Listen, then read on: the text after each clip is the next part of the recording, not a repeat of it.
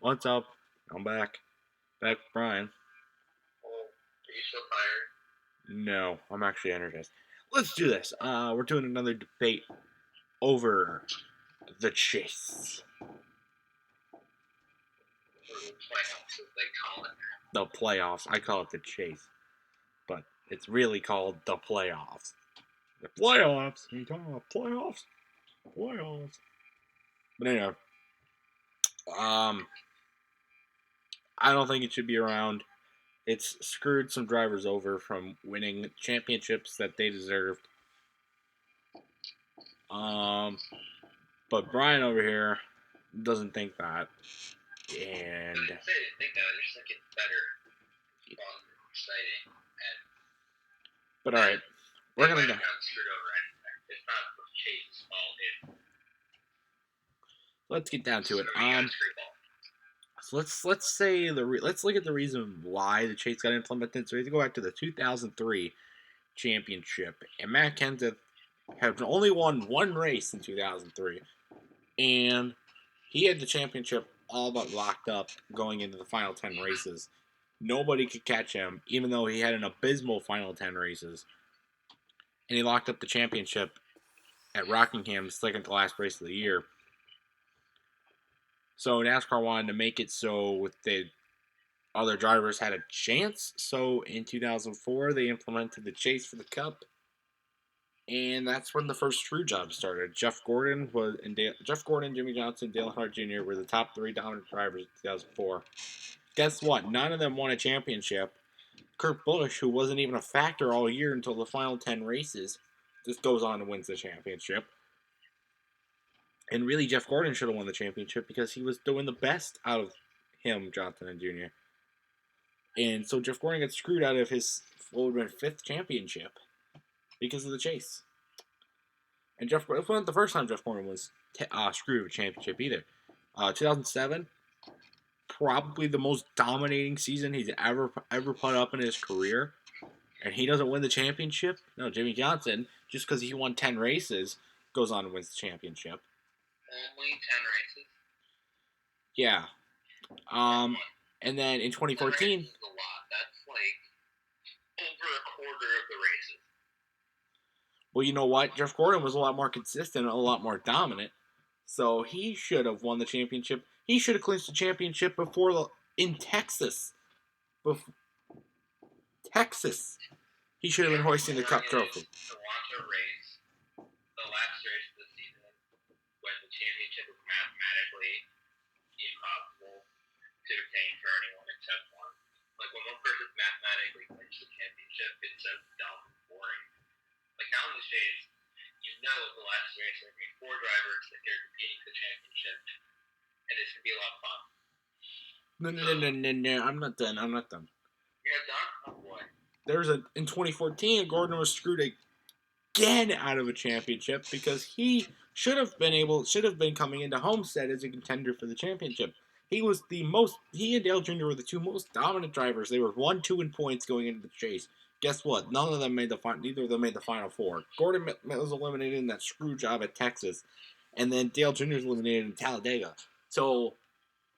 And then you got a guy like Ryan Newman who won no races and was pretty much a mid-pack driver all season, coming up and finishing second in the championship standings behind Kevin Harvick, who was probably third or fourth in the running, who should have probably been finished third or fourth in the championship standings. Newman shouldn't even have been inside the top 10, and they go 1-2.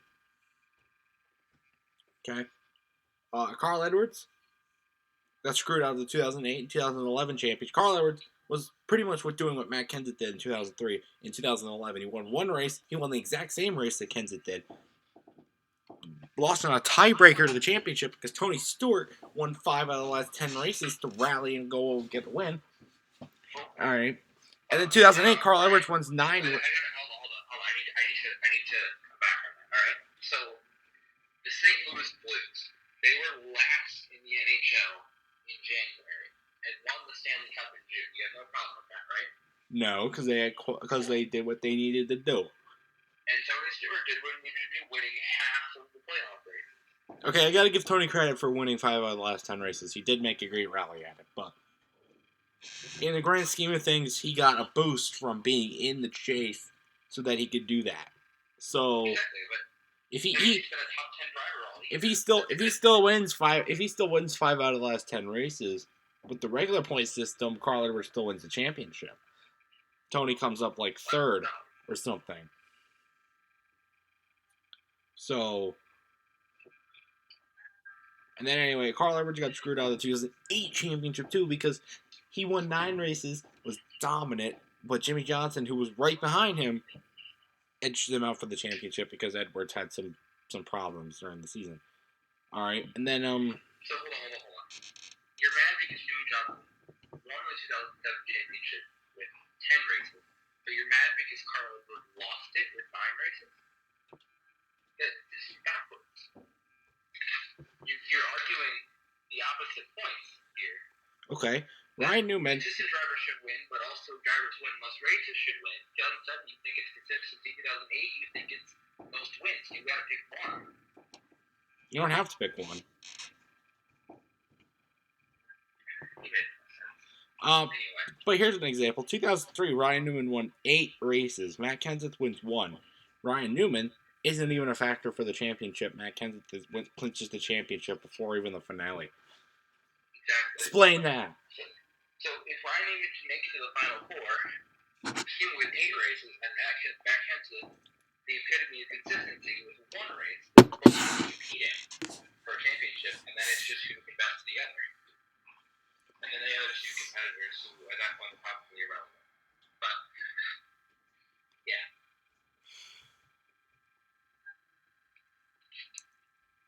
So, that's what I got. I can argue my point now. Well, just a second. So what I think overall, basically, is that it takes drivers who have been very dominant, very consistent, and brings them at the same level or close to the same level as drivers who haven't been that great throughout the season. And then in the final 10 races, the not so great driver could pull off some bullcrap and win a bunch of and make a great rally at it, which is totally respectable. But at the same time, it screws the driver who's probably even doing the same thing as him, just a little bit worse, and he loses the championship. That's what I gotta say.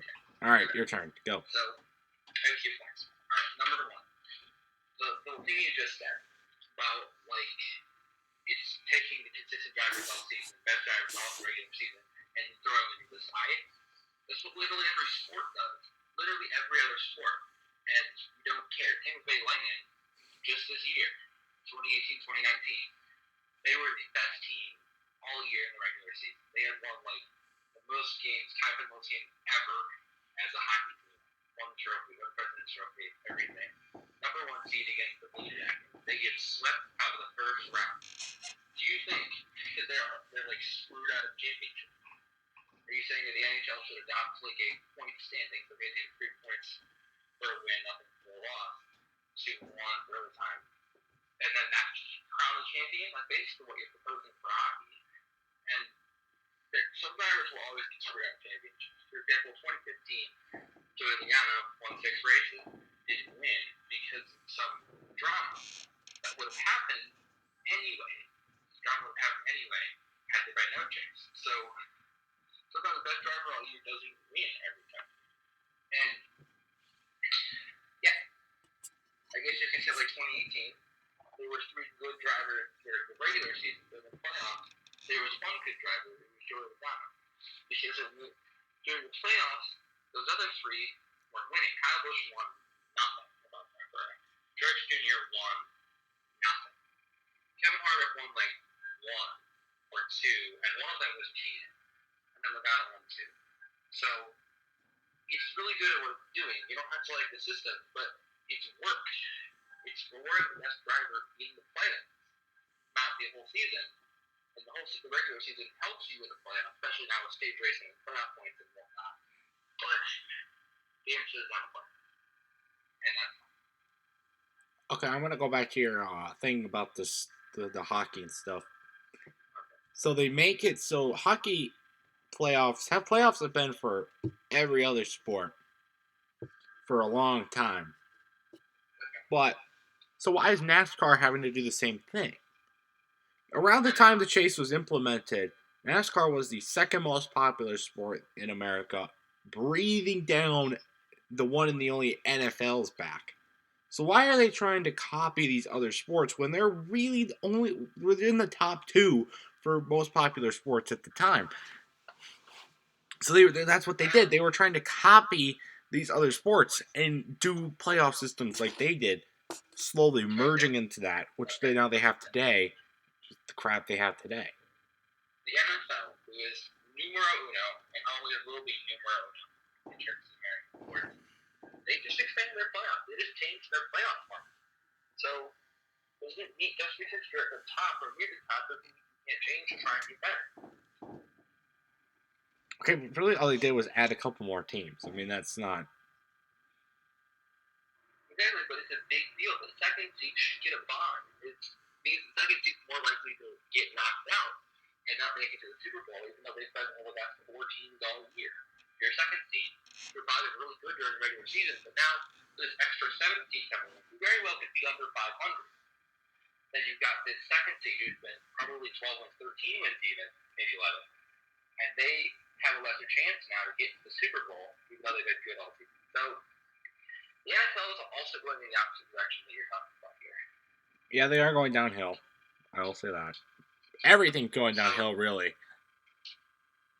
The MLB, don't even be started with the whole MLB global, but anyway. Except maybe the NHL, they're doing the best that. driver will not always win the championship every year. You want to go back to like old school college football where they just like picked 2 teams, said, "Hey, you're the best 2 teams. We designate you the best 2 teams play." Okay, I will agree to that. I didn't like that, and I do like the CFP format, kinda. That's a different video. But like, I did not like when they just picked 2 teams and then they went to go play in the national championship. Right. But you're not gonna pick. You're not just gonna designate a champion because you can. You're not gonna like do a selection show where you say, "Oh, we think that this driver was the best all year, or this driver was the best all year." Some years it's easy. 2017, easily Martin Truex Jr. Oh yeah, So oh yeah, I can agree with that. It's harder to choose. Maybe it was Denny Hamlin, maybe it was Kyle Busch. Who knows? Harvick, I think, in my opinion, didn't. I don't know. 2019 is a hard one.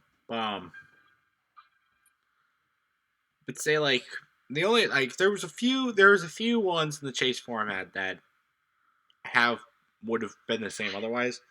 Examples are such as Tony Stewart's 2005 championship, Brad Keselowski's 2012 championship, and of course Truex's championship.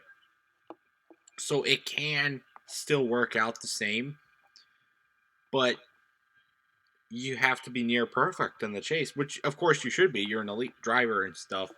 You need to be perfect, but like there's Talladega and Martinsville, and now Bristol all in the playoffs. It's next to impossible to be perfect at all 3 of those places. So here's where stage points come. Martin Truex Jr. won like a million stage points. Won like 7 races in the regular season, something like that. Got all those playoff points, 5 each, and then won all the stages. Got a playoff point for that. Those helped him get to the final 4 this year. Those are like this is the equivalent of like a first or a second round bye in a tournament. So those being dominant all season helped him get to the final 4, but even then, up against the best competition, he still had to win that race, and he did. So he still has an advantage for being out there. You get 15 playoff points, also finishing top of the point standing. I think maybe lower, you can go like second, third, but 15 points if you're top, that's a big advantage, and you can use all of those to get to the final 4 first. Make sure you get that. You win that circuit. Okay. Especially in the new system we use 17, 18, 19, where the best drivers all year can get. Like Kevin Harvick had trouble getting to the final 4, only because he lost 50 points for his thing in Texas. Otherwise, he was like so high in points that it was kind of ridiculous. Martin Truex Jr. high enough in points that year is kind of ridiculous. Kyle Busch, same thing. It's like those 3 were pretty high in points, and those 3 have been making it there. Kurt Busch almost made it instead of Kevin Harvick. That's because he's 3. Okay, so here's Here's one season where the Chase, you can't agree, screwed some drivers out of a championship, and that was 2015 when Kyle Busch, who even though he won 5 races, was missing a third of the season, wins the championship over like a very consistent Kevin Harvick, who probably did deserve the championship that year, or even Not Joey Logano. Logano, maybe even two. He pulled off some stuff in the final. He won 3 races. He came in with 3 wins into the Chase and then won 3 races. But maybe he deserves it. I don't know. He kind of choked it at Martinsville in Texas, but Texas, I don't know, wasn't his fault, but if he won Martinsville, Texas wouldn't have mattered. This was a Phoenix. If he won Martinsville, like he should have, Texas wouldn't have mattered. Phoenix wouldn't have mattered. He would have been there in the Final Four. He led laps that day. He was high up in there. He was ready. He was competing. So yeah, that's what happened like 2014 even. He made it to the Final Four. Then he lost it on pits. He lost it in the pits because his jack would go up. It fell down for him when his pit stop. So sometimes it's not the fault of the system, it's the fault of the drivers. Same in 2015 where Matt Kenseth. But wouldn't you agree that the system pretty much screwed drivers who did deserve the championship that year out because some driver who missed a third of the season went off on a big string in the summer and won 4 races and then kind of fell off and then won one more race? Like after he won four straight, like Pocono, Indianapolis, all that, he didn't win again until Homestead. So I don't know, sometimes that's going to happen. Sometimes teams that are bad in the regular season, in the playoffs, like the Washington Nationals this year, I think. March Madness, the best team definitely doesn't win every year. 2019, Duke was the best team, didn't even make it to the Final Four. Definitely clearly the best team with best players, best star, best coach, everything. They had everything. And then they lost in the Elite Eight. Nobody's mad at that. We're especially not mad about that. So, yeah. no. I don't know. The Chase, in my opinion, was the beginning of the end for NASCAR. I think it was definitely maybe part of that, but actually, I think it could have. They with like retiring old stars and doing their Well, yeah, but stuff that came in the car tomorrow. Well, yeah. Chase, actually, I think the actual downfall is the car tomorrow. So,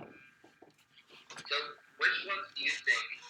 Give me a list, 2004 and 2019, that you think the best driver did not deserve the championship. Best driver. One driver, one championship was not the driver. In that. Let's see. 2004, best driver did not win. 2007, best driver did not win. 2008, 2010's iffy. 2010 was a tight run. I'll leave it off the list. 2011, best driver did not win. What's 2013? Who won 2013? 2013 was fair. 2014 was not. 2015 was definitely not. 2016. 2016. I don't remember. No, it wasn't. Carl Edwards and Joey Logano wrecking with 10 laps to go. Yeah, no, that wasn't fair. I'll say that. 2017 was. 2018, I can't say for 2018 or 2019. 2019, I think, was like, okay.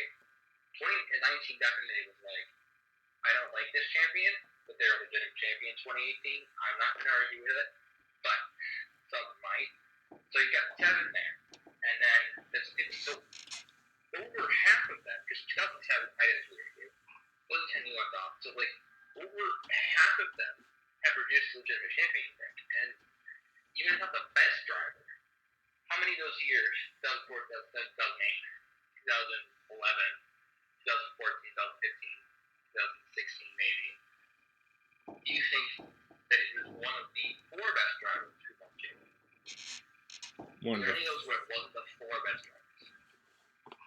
2004 was still not fair, even with the top 4. 2007, I would say yes, top 4. 2008, yes, top 4. Johnson was definitely a top 4 driver in 2008 and 2007. 2011, Going into the chase, no. Coming out of the chase, yeah. Tony Stewart was definitely a top 4 going into the final race. 2013, obviously was fair. 2014, I could say. I guess I could say Harvick was probably the 4th best driver in 2014. So I guess that makes fairness, but 2015 definitely not. Kyle Busch would have not been a top 4 driver. Because of him missing a third of the season. 2016, Jimmy Johnson was not a top 4 driver. He was more of a top 8, top 10. 2017, yeah, definitely fair. I can't say anything for 2018. Actually, 2018, I'd say, yeah. Logano was the 4th best. Like Kyle Busch won plenty of races. Oh yeah. Okay, so yeah, those were fair. So like 3 or 4, right? Yeah. And that's pretty good. Because you know how many times, like, let's go to March Madness again, that, like, a 1 seed doesn't win or 2 seed doesn't win. I mean, I don't know, 2014, I think it was, or a 7 seed and an 8 seed playing championship game. And DCU was an 11 seed going to the Final Four. Butler, Loyola, Chicago, all of them going into the Final Four when they definitely don't belong there. Stuff like that. That's not what's going to happen. So, I think so far it's had a good success rate. In this case, like around 80%, let's say 3 out of 15.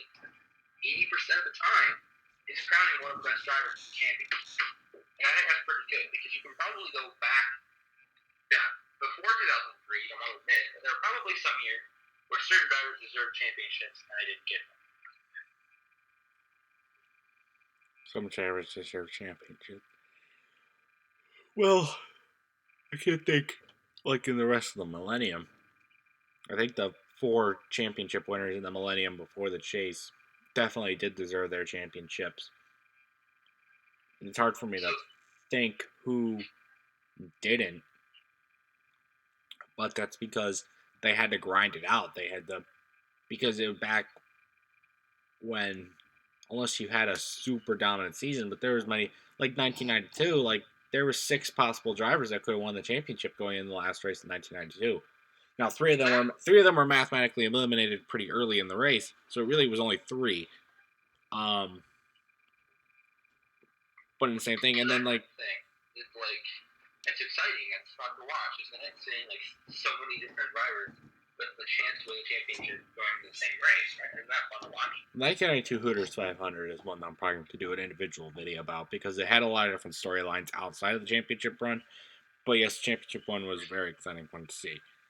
Great. So that's what happens now, 2014. That's the sort of thing you're getting.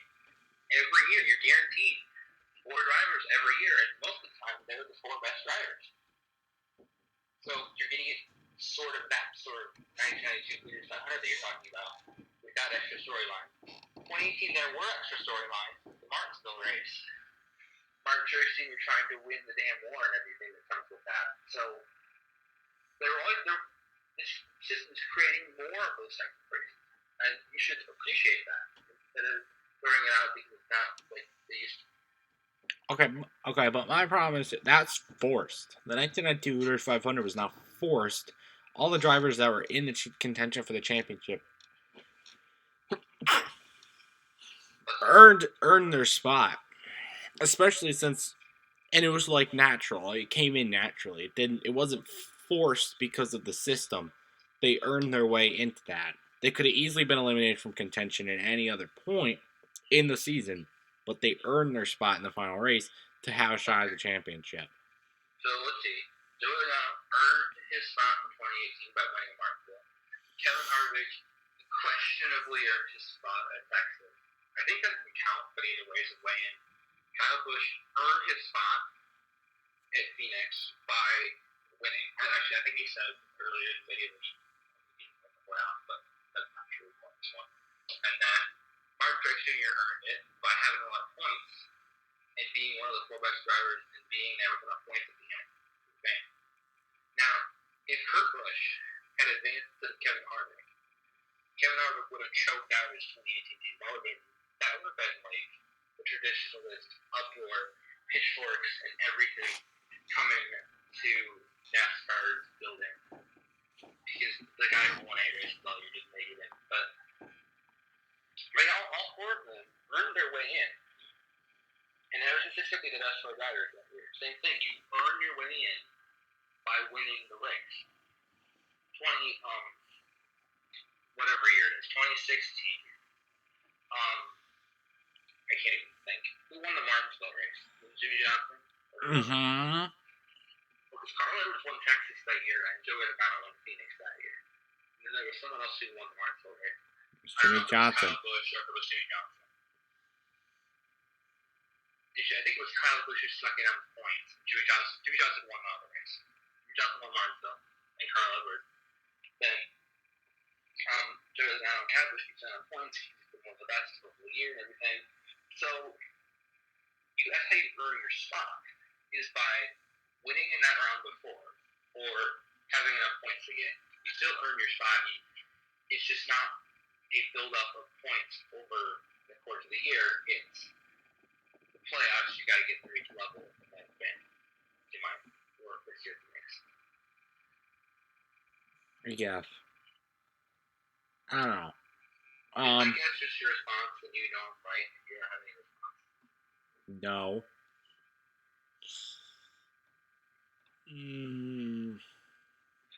Whatever. I think that's a good point to wrap it up with. Closing statement for me. I think the chase has been unnecessary, and while there were many other factors that led to the fall of NASCAR to where it is today, the chase was definitely one of the first. And I'd like to see it eradicated or scaled back down to where points actually matter more than winning. What's the point of NASCAR finish first? Finish higher than your opponents. Oh shoot! I forgot to point at the stages. Dang it! There was another point I could have made in stage debate, but whatever. No, it just matters winning specific races. No, not the overall. Hey, finish, get more points than this guy, get more points than that guy. No, just you could be 15,000 points lower than this guy, but if you win one race, boom, you're all of a sudden higher than this guy. Screw that guy. He doesn't even matter.